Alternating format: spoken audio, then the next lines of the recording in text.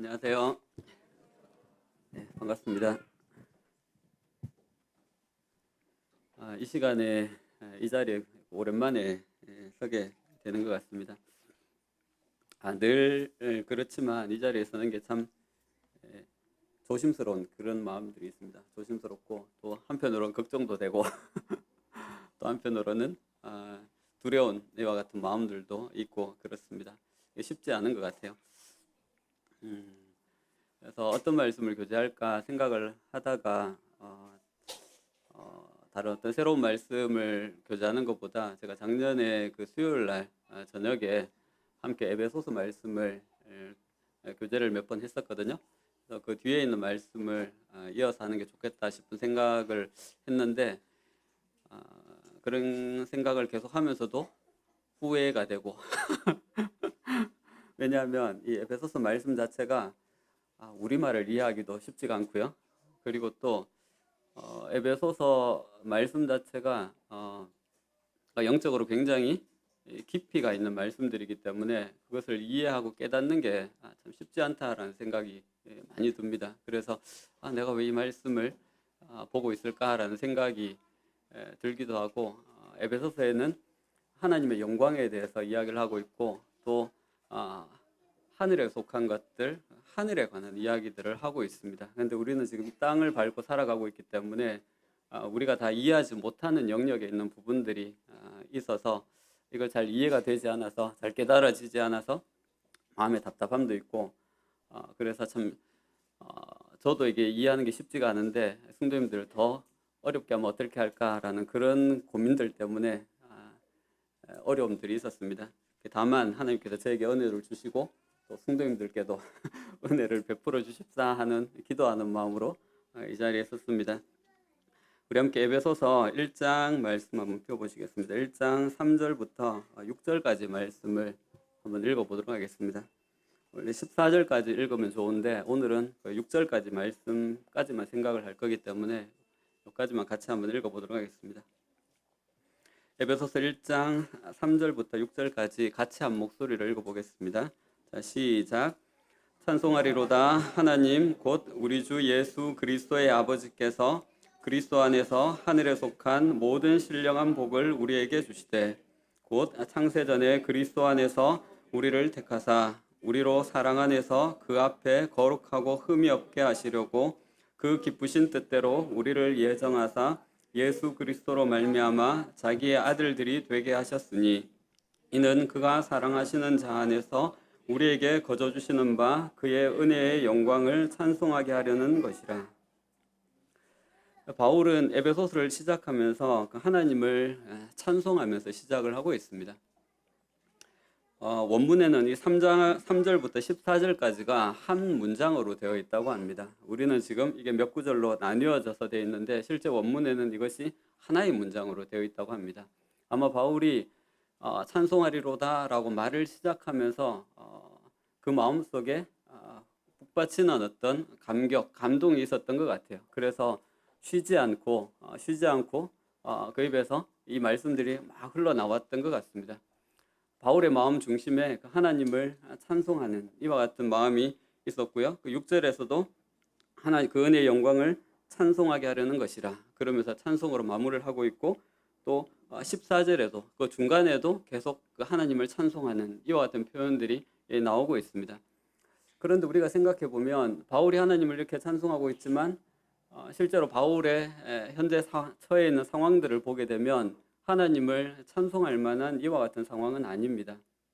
바울은 지금 이 에베소서를 쓰고 있을 때 로마의 감옥에 구금되어 있는 약간의 자유는 허용되었지만 구금되어 있는 이와 같은 가운데 있었고 또 실제로 이 시간으로부터 약 5년 정도 후에 바울은 참수형을 당하게 됩니다. 그 바울이 언제 어떻게 될지 모르는 이와 같은 상황 가운데 있었던 것이죠. 또 바울이 로마까지 오는 그 과정에서도 수차례 죽을 고비를 넘기면서 여기까지 오게 되었습니다. 많은 고난을 당했고요. 또 많은 위협을 당했었고 정말 흠난하게 이곳까지 오게 된 것이죠. 한편으로 보면 사실 주님을 위해서 이렇게 어떻게 보면 희생하고 어떻게 보면 자신이 누릴 수 있는 것도 포기하면서 왔는데 그 결국은 감옥에 갇혀 있고 자신의 목숨이 어떻게 될지 언제 어떻게 될지 모르는 이와 같은 상황 가운데 처해 있는데 바울은 지금 그 감옥에서 하나님을 찬송하고 있는 것입니다. 저 사도행전을 보시게 되면 바울과 실라가 빌립보에 있는 감옥에 갇혔을 때 그때도 똑같은 장면이 나오고 있습니다. 사람들로부터 매를 맞고 감옥에 갇혔어요. 발에는 착고가 채워져 있었을 것이고 또 그 옷은 찢어졌을 것이고 또 아마 매를 맞아가지고 얼굴은 부어 있을 것이고 눈은 아마 멍이 들었을 거예요. 머리에서는 피가 아마 흘러내리고 있었을 거예요. 그런데 그 밤에 바울과 실라가 하나님께 기도하면서 하나님을 찬송하고 있습니다. 우리가 생각하기에 도저히 하나님을 찬송할 수 있을 것 같지 않은 상황인데 바울은 하나님을 찬송하고 있습니다. 무엇이 바울로 하여금 이렇게 그와 같은 상황 속에서도 하나님을 찬송하도록 한 것일까요? 그게 참 궁금하더라고요.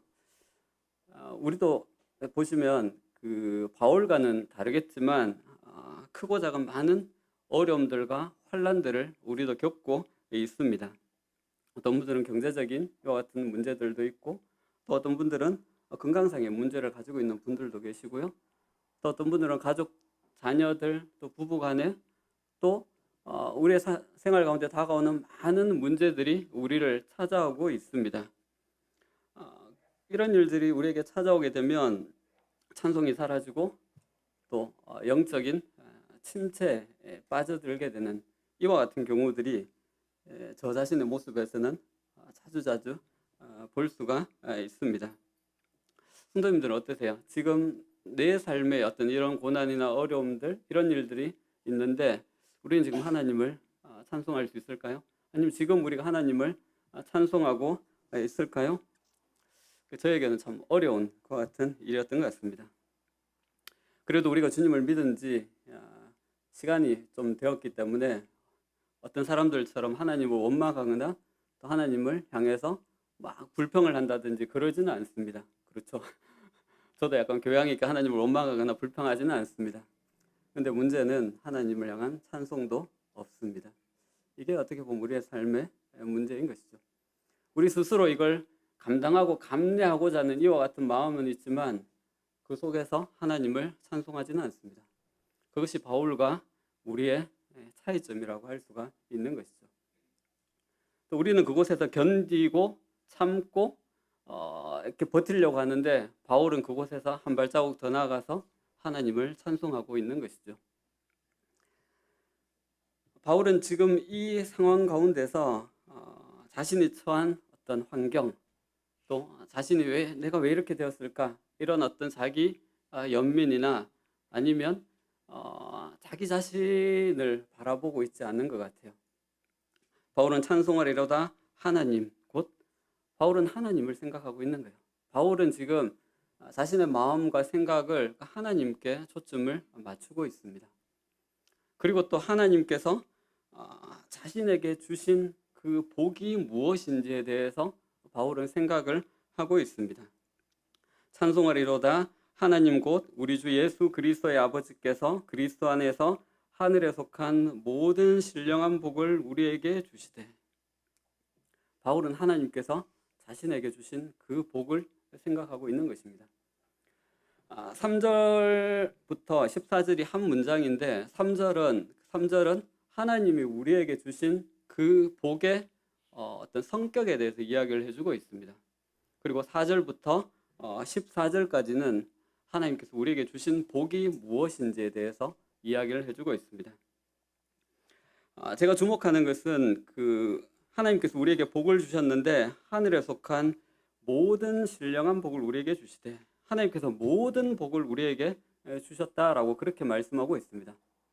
이것은 무슨 의미냐면 하나님께서 우리에게 자신이 주실 수 있는 모든 복을 우리에게 이미 주셨다라는 그런 말씀입니다.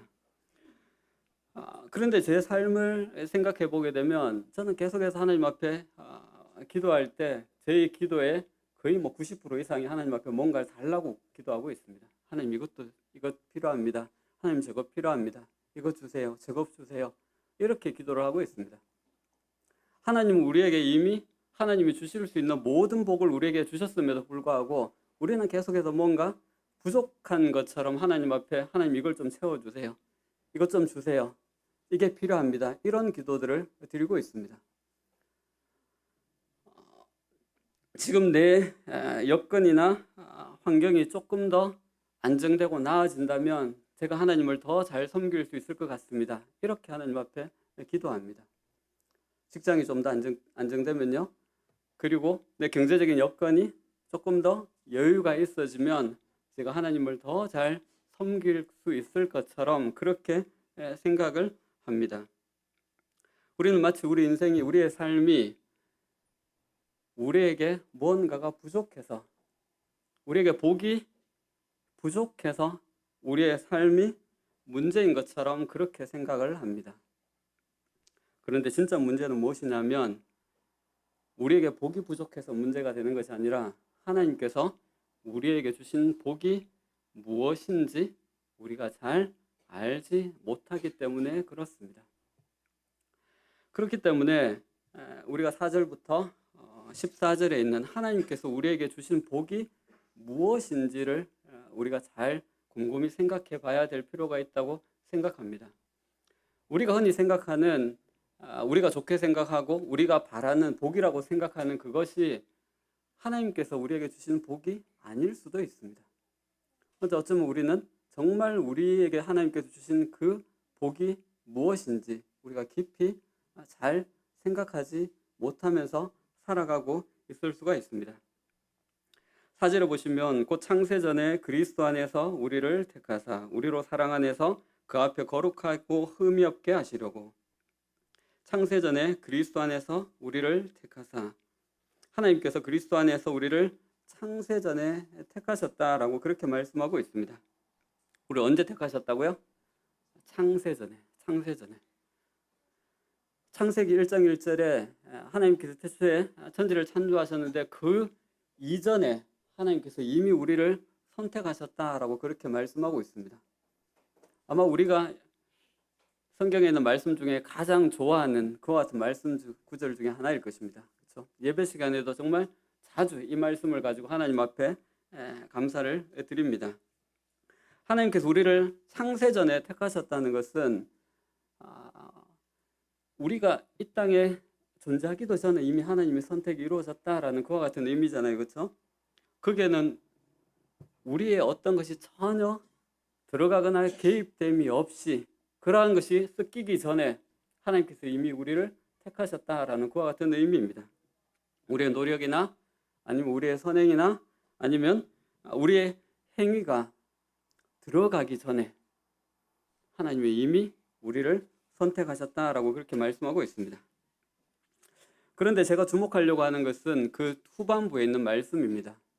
우리는 이 선택이라는, 이 하나님의 선택이라는 이 주제가 너무 강력하고 강렬하고 또 이게 우리에게 주는 어떤 직관적인 어떤 감사나 축복, 이와 같은 것들이 있기 때문에 때때로 우리가 너무 이 부분에 대해서 많은 집중을 하는 나머지 그 뒤에 있는 부분들을 우리가 좀 쉽게 지나쳐버리고 있지 않는가라는 생각을 하게 됩니다.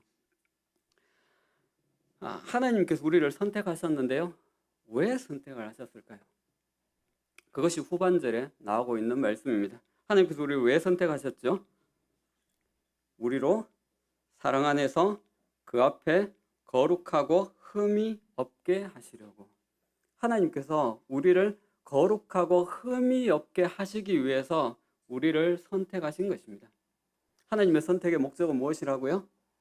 우리의 거룩함입니다.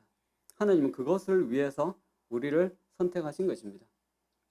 지금 우리가 읽고 있는 개역 개정 성경은 하나님의 선택이라는 단어가 먼저 나오고 또 거룩함이 뒤에 나오기 때문에 우리가 이 선택이라는 단어 때문에 거기에 우리가 집중을 한 나머지 뒤에 부분을 우리가 쉽게 그냥 스쳐 지나가는 경우들이 저 자신을 볼 때 많이 있었던 것 같습니다. 이 말씀을 새 번역에서는 이렇게 이야기하고 있습니다. 하나님 앞에서 거룩하고 흠이 없게 하시려고 창세전에 우리를 그리스도 안에서 택하여 주셨습니다. 하나님께서 목적을 먼저 밝히시고 그 다음에 그것을 위해서 우리를 선택하셨다라고 그렇게 나오고 있습니다. 흠정역에도 똑같이 되어 있습니다. 자신 앞에 거룩하고 흠이 없게 하시려고 창세전에 그분 안에서 우리를 택하셨으며 이렇게 기록하고 있습니다.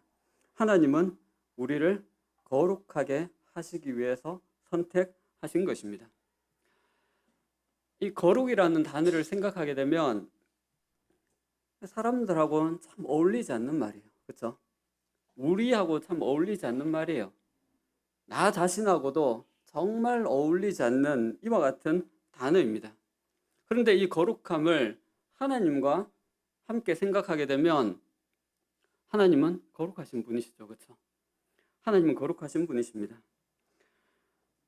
하나님께는 이 거룩함은 하나님께서 다른 어떤 신들과 명확하게 구별되는 하나님만이 가지신 속성이십니다.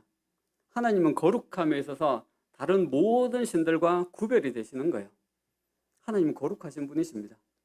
얼마나 거룩하시면 천사들이 하나님을 찬양할 때 어떻게 찬양하죠? 거룩하다, 거룩하다, 거룩하다. 이렇게 하나님을 찬송합니다. 이 거룩함은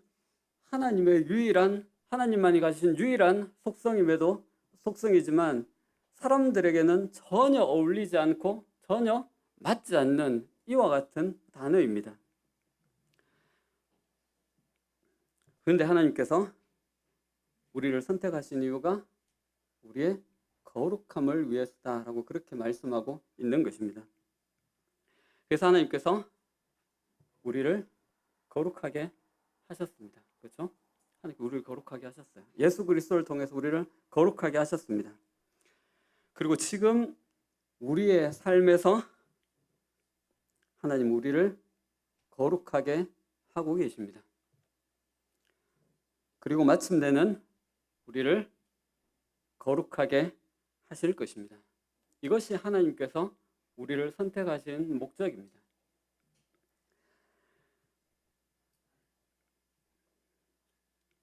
제 삶을 생각해 보게 되면 정말 이 거룩이라고는 눈을 닫고 찾아봐도 찾을 수 없는 그런 사람이었습니다.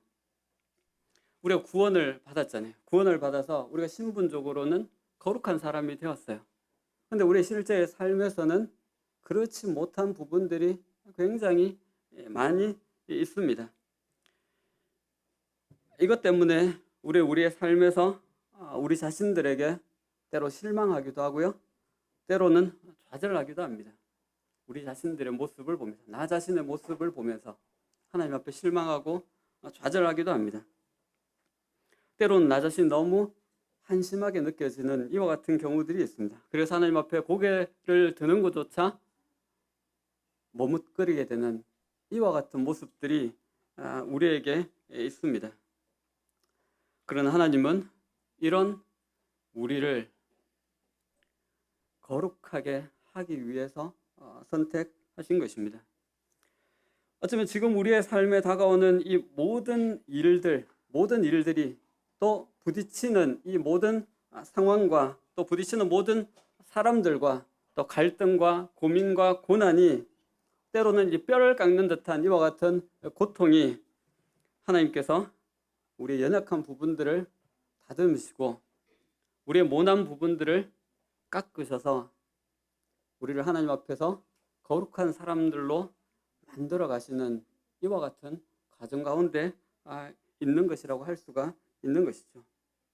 때로는 남편을 통해서, 때로는 아내를 통해서, 때로는 자녀들을 통해서, 아니면 때로는 어떤 환경이나 나에게 다가오는 어떤 일들을 통해서 하나님은 그 일들을 해나가고 계시는 것입니다. 하나님의 일을 결코 포기하지 않으십니다. 왜요? 이것이 하나님께서 우리를 선택하신 목적이기 때문에 그렇습니다. 이 거룩함은 하나님의 의지입니다. 그렇죠? 하나님께서 그렇게 하시는 거예요. 우리 하나님께 예수님을 통해서 우리가 거룩하게 되었지만 하나님께서 우리를 예수님의 형상으로 만들어 가시는 거예요. 우리가 주님의 형상을 담도록 우리의 삶에서 계속해서 이와 같은 일들을 해나가고 계시는 것입니다. 이것이 하나님께서 우리를 선택하신 것 같은 목적입니다. 어떻게 보면 이게 참 아프죠. 고통스럽죠. 그런데 하나님의 일을 포기하지 않으십니다. 만약 하나님께서 그 일을 우리에게 손을 딱 떼버리면 어떻게 될까요? 우리에게 진짜 소망이 없는 것이죠. 우리를 통해서 아마 많은 사람들이 더 많은 고통을 아마 당하게 될 것입니다. 하나님 우리를 이렇게 자신의 형상으로 빚어 나가고 계시는 것입니다. 그렇기 때문에 하나님의 선택은 우리에게 영원토록 하나님을 찬양하고 감사하게 되는 그 같은 제목이라고 할 수가 있는 것이죠. 자, 5절 말씀을 보시게 되면 하나님께서 우리에게 주신 복, 첫 번째, 제가 첫 번째 복이라고 이렇게 이야기하도록 하겠습니다. 그 기쁘신 뜻대로 우리를 예정하사 예수 그리스도로 말미암아 자기의 아들들이 되게 하셨으니. 하나님께 우리에게 주신 첫 번째 복이 무엇이냐면 우리를 하나님의 자녀로 받아 주셨다는 것입니다. 우리가 하나님의 자녀로 받아들여진 이와 같은 존재들입니다. 하나님은 우리를 하나님의 아들들이 되도록 미리 정하셨습니다. 그리고 예수님을 통해서 하나님의 그때 우리를 하나님의 자녀로 받아 주시는 것입니다. 우리가 읽은 이 성경에는 자기의 아들들이라고 이렇게 표현을 하고 있는데 다른 말씀에는 하나님의 자녀라는 표현을 쓰기도 하고요. 성경에는 자녀와 아들을 번갈아서 같은 의미로 같이 사용하고 있습니다. 그런데 험정역에는 이걸 이렇게 표현하고 있습니다. 자신의 아이로 입양하심으로 라고 그렇게 표현하고 있습니다. 입양이라는 특별한 단어를 쓰고 있습니다. 그리고 또 우리말 성경에는 하나님의 양자가 되게 하셨다라는 그런 표현으로 사용을 하고 있습니다. 저는 이 양자라는 이 표현이 바울이 말하고자 하는 것을 가장 잘 담고 있는 단어라고 생각이 되어집니다. 우리가 누군가의 자녀가 된다는 것은 그 사람을 통해서 태어나지 않으면 자녀가 될 수 없잖아요. 그렇죠? 그런데 태어나지 않고도 자녀가 되는 방법이 있습니다. 그게 뭐죠? 양자가 되는 거예요. 그렇죠? 양자가 됨으로써 그 사람의 법적인 그 같은 아들이 자녀가 될 수가 있는 것이죠. 그 생물학적으로 출생 외에는 그 누군가의 아들이 되는 게 없고 양자 외에는 그렇게 되는 방법이 없기 때문에 그렇습니다. 그리고 또 바울이 다른 성경에서 이 양자됨에 대해서 이야기를 해주고 있습니다. 그래서 이 말씀을 이렇게 이야기할 수 있습니다. 우리를 예정하사 예수 그리스도로 말미암아 양자로 받아들여지게 하셨으니. 하나님께서 우리를 자신의 양자로 아들들로 받아주신 것입니다. 이것이 하나님께서 우리에게 주신 복입니다. 이것이 하나님께서 우리에게 주신 첫 번째 축복입니다. 근데 이 양자라는 개념은 이스라엘 사람들에게는 이런 개념이 없어요. 이 양자는 우리의 가문이나 어떤 자손의 어떤 집안의 대를 잇기 위해서 양자를 삼는 거잖아요. 그런데 이스라엘 백성들은 그런 개념이 없어요. 왜냐하면 이스라엘에는 이미 계대 결혼이라는 다른 제도가 있었기 때문에 하나님께서 그와 같은 방식으로 계속해서 그 가문이 이어지게 하셨습니다. 그 이스라엘 백성들에게는 양자에 대한 개념이 없어요. 그런데 로마는 이와 같은 개념들이 있고요. 또 실제로 양자를 삼는 일들이 활발하게 이루어지고 있었습니다. 우리가 아는 그 배너 영화에도 보면 그 주인공이 양자로 들어가는 장면이 나오잖아요. 그렇죠? 이 양자됨은 우리의 신분과 우리가 있는 위치가 어디인지를 이야기해주고 있습니다. 로마 사람들이 누군가를 자신의 양자로 삼을 때 어떻게 했었냐면 그 나라의 법무관 앞에 가서 정식적으로 법적인 절차를 통해서 그 사람을 자신의 아들로 맞아들입니다. 그리고 난 후에 그 아들은 이제 아버지의 성을 따라 가게 되고요. 그리고 또 아버지가 가지고 있는 그 집안에 있는 다른 아들들과 똑같은 지위와 권세를 특권을 가지게 되었습니다. 양자가 된다는 것은 법적으로 아들이 되는 것을 이야기합니다. 그렇죠? 그냥 마음적으로나 심정적으로나 감정적으로나 말로만 끝나는 게 아니라 우리가 하나님의 자녀로 양자로 받아들여졌다는 것은 이것은 법적으로 우리가 하나님의 자녀가 되었다는 것을 이야기해주고 있는 것입니다. 그렇기 때문에 이 양자됨은 굉장히 중요한 것 같은 의미가 있습니다. 칭의도 법적인 개념이잖아요. 그렇죠? 법적으로 우리에게 죄가 없고 의롭다함을 칭함을 주시는 거잖아요. 이 양자됨도 우리가 하나님의 자녀가 된 것도 하나님께서 법적으로 우리를 자신의 아들로 인정하고 받아주셨다는 그와 같은 의미입니다. 그래서 하나님의 호적에 우리 이름이 거기 올라가 있는 것입니다. 한번 하나님의 등본 한번 떼보십시오. 우리 이름 그곳에 있습니다. 왜요? 우리가 법적으로 하나님의 자녀가 되었기 때문에 그렇습니다. 또 우리가 하나님의 자녀가 되었다는 것은 어떤 의미냐면 우리가 하나님의 가족의 한 일원이 되었다는 의미입니다. 우리 여기 서로 앉으시고 에베소서 2장 19절 말씀을 한번 보시겠습니다.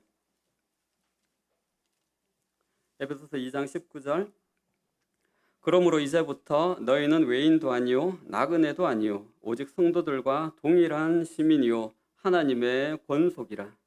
이 권속이라는 단어가 한 집에 거느리고 사는 식구를 의미합니다. 하나님의 가족이라는 이야기입니다. 우리가 구원받을 때 우리가 하나님의 자녀가 되었다는 것은 하나님의 가족의 한 일원으로 우리가 받아들여지게 되는 것입니다. 그 흠정역에서는 하나님의 집안에 속한 자들이다라고 그렇게 이야기해주고 있습니다. 다시 말해서 우리는 하나님 집안, 어떻게 해야 될까요? 하나님 가문, 이렇게 이야기해야 될까요? 우리 하나님 가문의 한 사람인 것입니다. 그러니까 우리는 그냥 나는 나 혼자가 아닌 거예요. 그렇죠? 나는 나 혼자가 아닌 거예요. 내 뒤에는 하나님의 집안이라는 정말 어마무시한 그 배경이 내 뒤에 있는 것입니다. 어떻게 보면 든든한 백이 우리에게 있는 것이죠. 이 세상에서는 백 있는 사람들이 어깨에 힘도 들어가고 그렇지 않습니까? 그런데 실상 우리 뒤에 누가 있다고요? 하나님의 집안이라는 배경이 우리 뒤에 있는 것입니다. 우리는 하나님의 집안에, 하나님의 가문의 한 식구로, 한 가족으로, 한 일원으로 받아들여진 그와 같은 사람들인 것입니다. 정말 우리가 누구인지 알게 되면 세상 사람들이 우리를 함부로 할 수가 없게 되는 것이죠. 그런데 우리는 때로 세상에 좀 주눅들기도 하고 또 위축되기도 하고 그러잖아요. 저 의기소침할 때도 있고, 근데 우리가 생각해야 될 것은 무엇이냐면 내 뒤에 하나님의 집안이, 하나님의 가문이 함께 있다는 것입니다. 내가 움직이면 그 집안이 함께 움직이는 거예요. 그렇죠? 내가 움직이면 하나님께서 함께 움직이시는 거예요. 그 집안의 심부름꾼이 누구인지 아십니까? 천사들이에요. 천사들이 그 집안에 수종드는 그와 같은 존재들입니다. 누굴 수종들죠? 그 집안에 있는, 그 집안에 속한 가족들을 수종드는 그와 같은 일을 하는 거예요. 다시 말해서 천사가 우리를 돕고 우리 심부름을 하고 우리 수종을 드는 그와 같은 위치에 있습니다. 하나님의 집안은 그와 같은 것입니다. 또 하나님의 예수님께서 그 손으로 우리를 지키시고요. 하나님의 그 권능으로 우리를 보호하시는 이와 같은 가운데 우리가 있는 것입니다. 아기 사자가 풀숲을 지나가고 있을 때 덩치가 큰 하이에나가 위협하며 공격합니다. 아기 사자 한 마리가 함께 숲을 지나가고 있을 때 늑대들이 몰려와서, 들개들이 몰려와서 위협하고 울부짖습니다. 근데 만약 그 아기 사자 뒤에 어미 사자가 함께 있다면 어떻게 될까요? 함부로 그 앞에 서지를 못하는 것입니다. 어쩌면 지금 우리는 연약함 가운데 있습니다. 우리 육신을 가지고 있고요. 또 우리 연약함 가운데 있습니다. 또 어쩌면 우리는 우리 자신들이 어떠한 위치에 있는 사람인지 우리는 잘 이해하지 못하고 생각하지 못하고 살아갈 수가 있습니다. 그래서 이 세상에 대해서 어떻게 보면 어떨 때는 좀 위축되기도 하고 어떨 때는 좀 의기소침하기도 하고 어떤 좀 주눅들기도 하고 어떤 이런 모습으로 살아가고 있을지도 모릅니다. 그러나 하나님이 내 뒤에 계시고 하나님의 집이 나의 배경이라는 사실을 우리가 기억하면 좋겠습니다. 내가 움직이면 하나님의 집안이 함께 움직입니다. 뭐 옛날 그 이탈리아 영화 같은 데 보면 있지 않습니까? 무슨 패밀리 하면서 나오잖아요. 좀 적절한 예는 아니지만 우리는 하나님 패밀리에 속한 이와 같은 사람들입니다.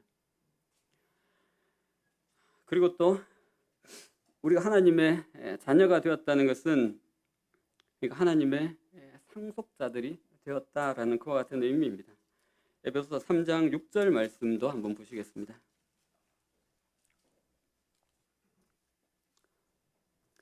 이는 이방인들이 복음으로 말미암아 그리스도 예수 안에서 함께 상속자가 되고 함께 지체가 되고 함께 약속에 참여하는 자가 됩니다.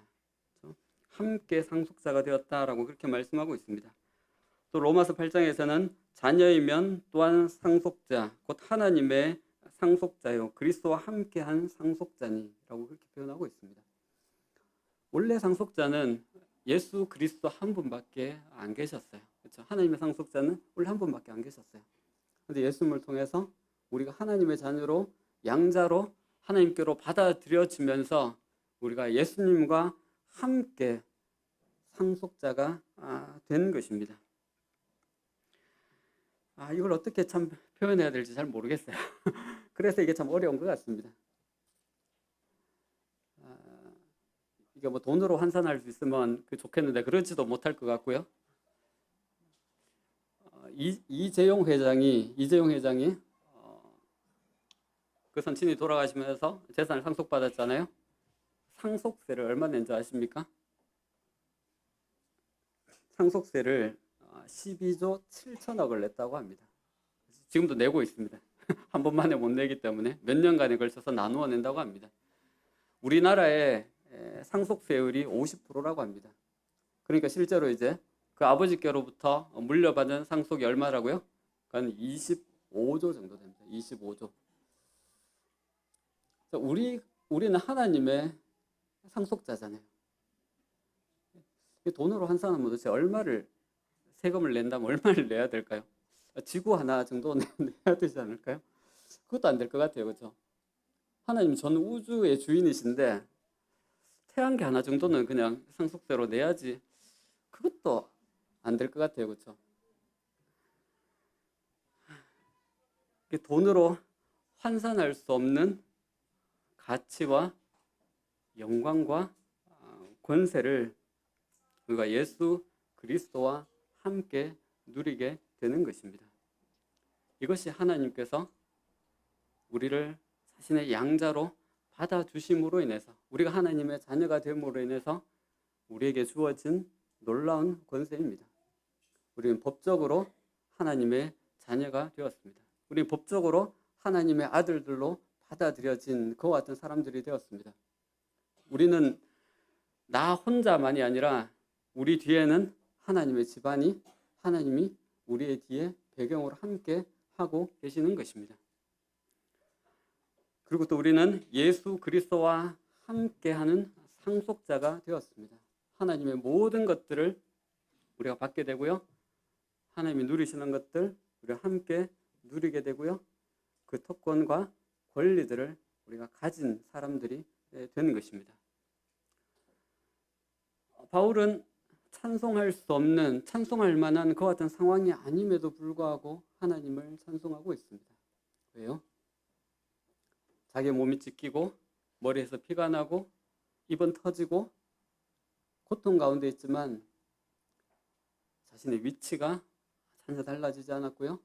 하나님께로 받은 그 복이 전혀 쇠하거나 없어지지 않았기 때문에 그렇습니다. 여전히 하나님의 복이 바울의 손에 들려져 있는 것입니다. 그렇기 때문에 바울은 그 상황 속에서 하나님을 찬송하고 있는 것입니다. 자, 3절에서 선택에 대해서 4절에서 선택에 대해서 이야기를 했고요. 5절에서 예정에 대해서 이야기했습니다. 이 두 개가 혹시 연결이 되시는가요? 저는 이게 연결이 안 돼서 한참 동안 많은 생각을 했는데 아직까지 잘 모르겠더라고요.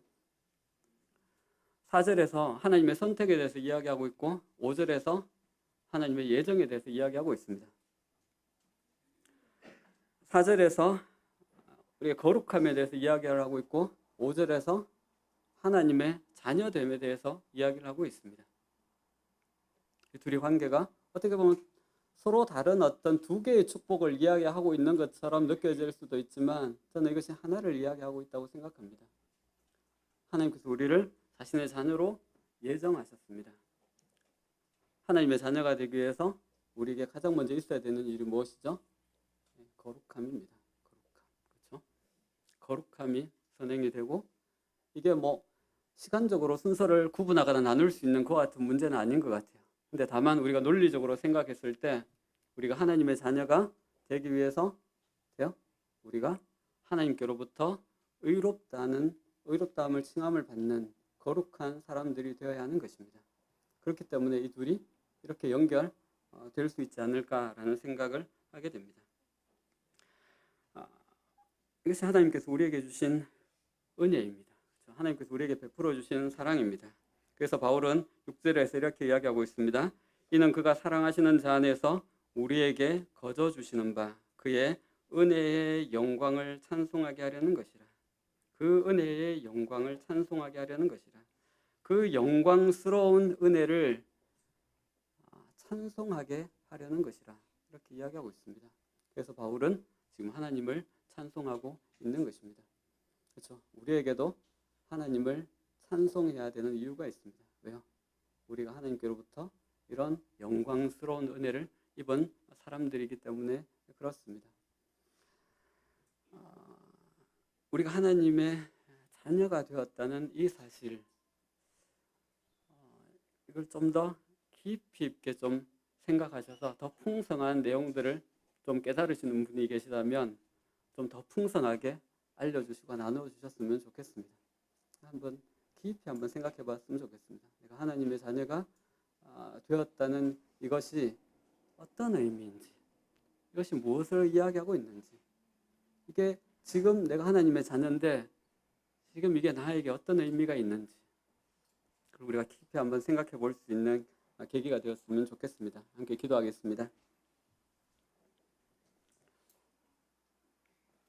아버지 하나님 감사합니다. 하늘에 속한 모든 신령한 복으로 우리에게 복 주신 하나님을 찬송합니다. 다만 우리의 참 깨닫는 것이 참 둔하고 우리의 영안이 밝지 못해서 이 모든 것들을 잘 깨닫지 못하고 이해하지 못하는 연약함이 우리 가운데 있습니다. 하나님께서 우리의 눈을 열어주시고 우리의 마음 눈을 밝혀주셔서 하나님이 우리에게 주신 이 복이 무엇인지 우리가 깨달아 알 수 있도록 하나님께서 도와주셔서 우리의 여러 많은 상황들 가운데서 우리가 여전히 하나님께서 우리에게 베푸신 그 은혜를 기억하며 또 찬송하는 그와 같은 저희들의 삶이 되도록 저희들 축복해 주시기를 원합니다. 감사합니다. 예수님의 이름으로 기도합니다. 아멘.